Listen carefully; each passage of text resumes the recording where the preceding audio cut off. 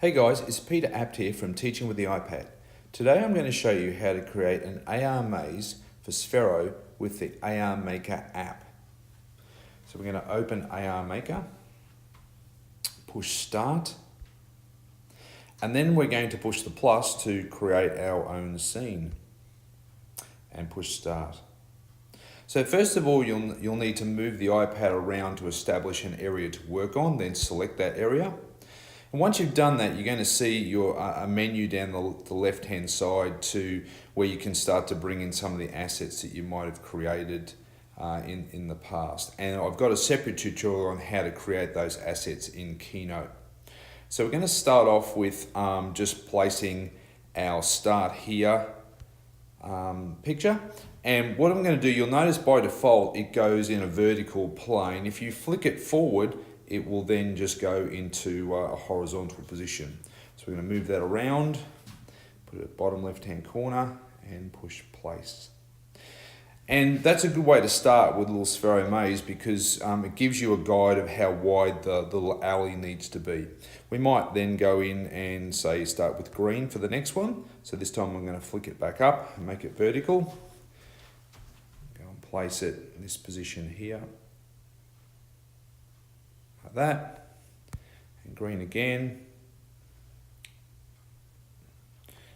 And you also notice I've got some sort of white paper on the floor. You don't need to do this, you can just use it on the carpet or on a table, but I kind of like to do this, especially when there's brighter colours involved. It just makes the colours pop a little bit, and the kids like to see that as well.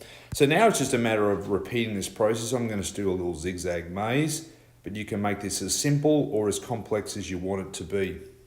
So that's my first little leg, then I might choose a different color. So we might go for yellow this time.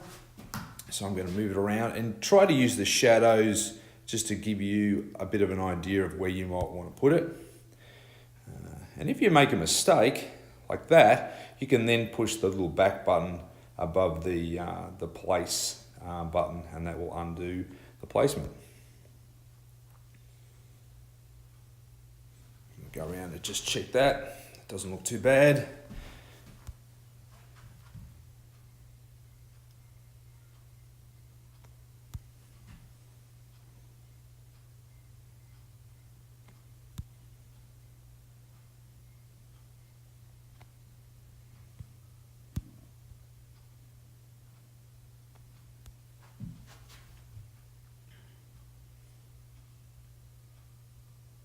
So now I'm at a point where I'm going to change colour, and I've actually created another pink colour yesterday, which I quite liked, which I don't have in my little selection. So I'm going to push new, and then I'm going to go down to the folder option at the bottom.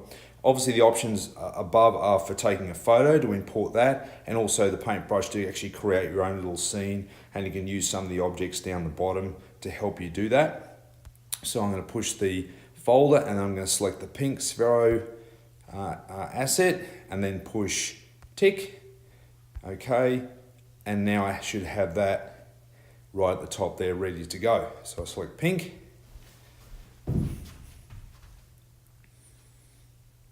again using those shadows to give me a rough guide of where I need to be going.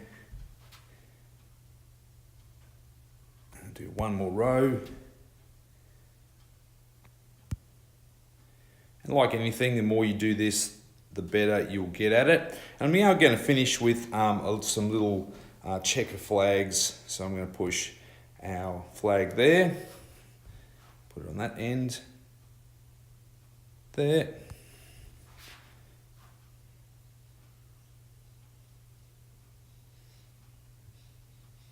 Actually, looking at that again, I think what I might do is actually make that a little bit bigger. So if I push my back button, select it again, and now by pinching up or pinching out, I can actually make that a bit better, maybe even put it towards the top of our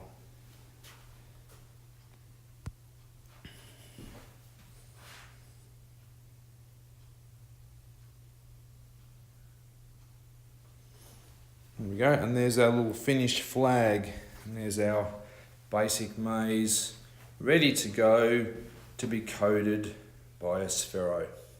Well, I hope you enjoyed that. Have lots of fun with it. As I said, there's tutorials in the comments below on how to create those little keynote assets.